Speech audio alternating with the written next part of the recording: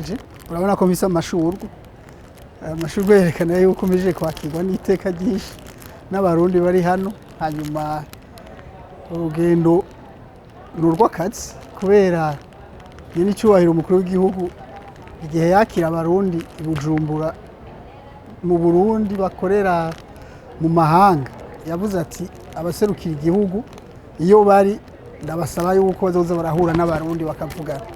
Rero iyi ntara ya Arizona yo muri Amerika yani ibaye ya mbere ngendeye ndi kumwe n'uherutse gutorwa kugira ngo aserukira abarundi bakorera mu mahanga.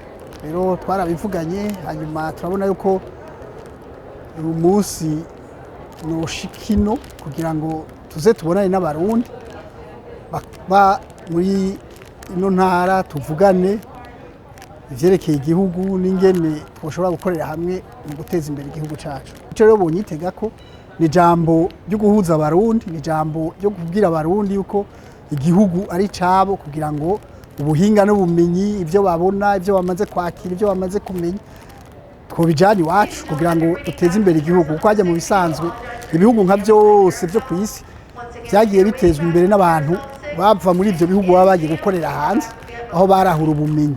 Rero natwe twagize imana abarundi bari hano muri Amerika mpereye muri no ntara ya Arizona baremera bati kovugana turi kumwe n'uherutse gutorwa. Ico rero nyitega ni jambo ryo kubahuza, ni jambo ryo kuja hamwe, ni jambo ryo gukorera hamwe.